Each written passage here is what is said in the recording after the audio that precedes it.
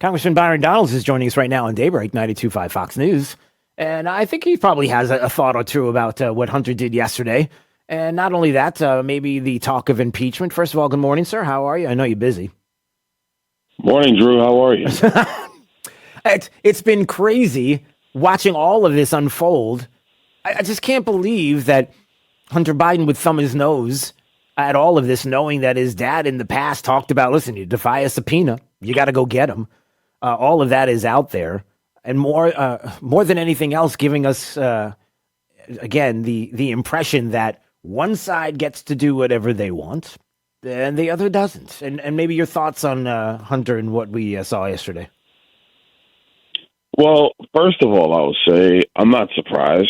I was asked by a couple of news outlets my opinion if he was going to show. I said it was 50-50. He may show, he may not. So that's number one. Number two, he's been accustomed to basically doing what he wants. I mean, the man has gotten away with tax evasion. The worst years he's not being charged with because the Department of Justice very, very quietly wanted to sweep it under the rug. Yeah. DOJ can say whatever they want, but those kind of charges do not get swept under the rug. Because if there's one thing the federal government is going to prosecute, it's you if you don't give them the money they believe they're entitled to. Yeah. So that's number two. I think overall what you saw from him yesterday was the arrogance, the defiance, but also the fact of a person who's been protected for so long. He legitimately feels that any questions about him is impugning his character, his integrity, whatever the case might be. The issue is that in the House, we're going to do everything we need to do to depose him and go from there. And so people will be like, well, but he wanted to testify, and you guys didn't want to let him testify. Any witness that comes before the Oversight Committee, where there's going to be these kind of questions about that person, they all sit for depositions. Republicans or Democrats, doesn't matter who's in charge.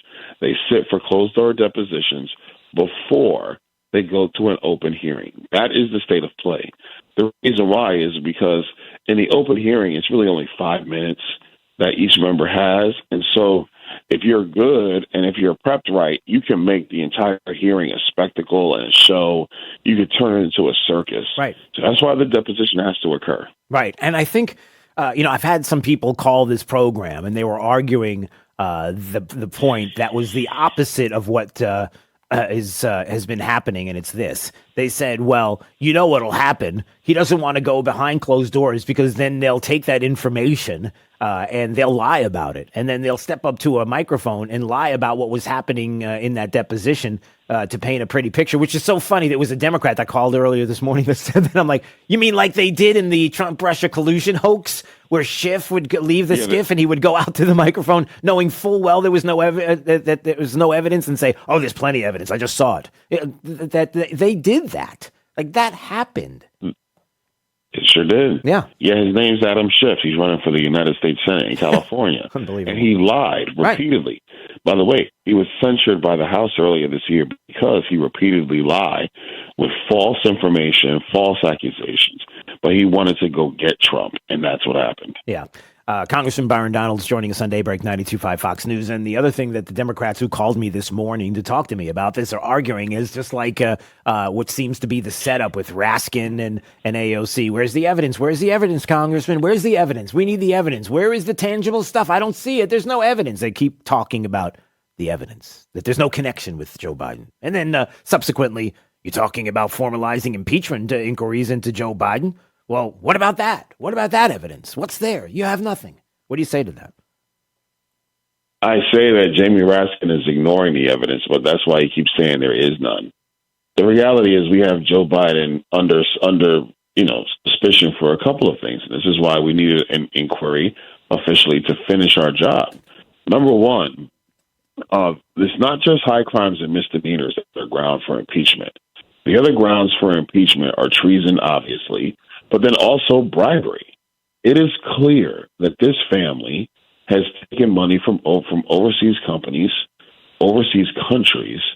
They've done it by concealing that money That's what the purpose of the 20 LLCs were.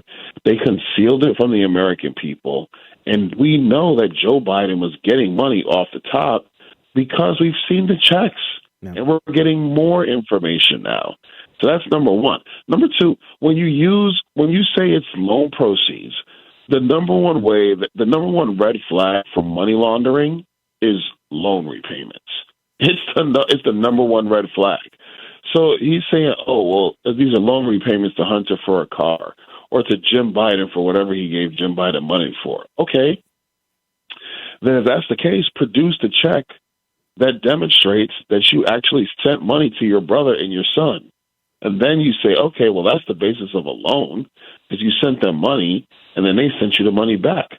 The fact that Joe Biden took in money saying loan proceeds, if there is no money going from him to his brother or his son in the same amount, that's called tax evasion because you're trying to conceal the money you got from the IRS. That's 2. 3, his brother and his son were operating as foreign agents, unregistered, which is a violation of federal law. It is a felony to represent nations across the board, across the world, or companies across the world and not register with the federal government. They obviously were doing that, and they were not registered. Joe Biden knew this. Well, let me say it this way. Robert L. Peters, those are the emails, the pseudonym emails that we still haven't gotten yet. Mm-hmm. Robert L. Peters knew this. Mm. So if Joe Biden was operating like this, he's a co-conspirator in violating federal law. That's 3. Right. And then we can go from there. The 4th is the obstruction at the Department of Justice. I personally believe that the White House counsel knew full well what was happening at DOJ. And if the White House counsel knew, the president knew. Yeah. That's obstruction of justice. Right. Clear as day. So those are 4 things easily that you need to continue to depose people to get the information to either find out, did Joe Biden do that or did he not? Right. The White House has been stalling. Last point, Drew. Yeah. There are 2 Department of Justice officials that are in violation of a congressional subpoena, as we state today. The administration has blocked them from coming to testify under oath. The former White House counsel also is in defiance of a congressional subpoena today on this matter. And then the 4th person in violation is Hunter Biden himself. All right. So there's a lot there. And when it comes to impeachment and the inquiry into all of this and the failure to provide investigators, all of you with a lot of information and the like, some might say, hey, I'll give you one as well. How about our southern border? I think that's an impeachable offense in what's been happening. And why do we have to wait until something awful happens before we do something about stopping what's going on? And I think there's plenty of evidence for that as well. I mean, you can make the case, but no matter what, all of this, ultimately at the end of the day and how it ends, this is all the information that the American people need in front of them and the truth and the facts to make an informed decision as to how they want things to proceed in the future, whether it is by their vote or whether it is by siding with you and others who would go against what some of the White House, the administration wants to put forward, and Democrats as well. That's an important issue here as well. You see what I'm saying? No, I do.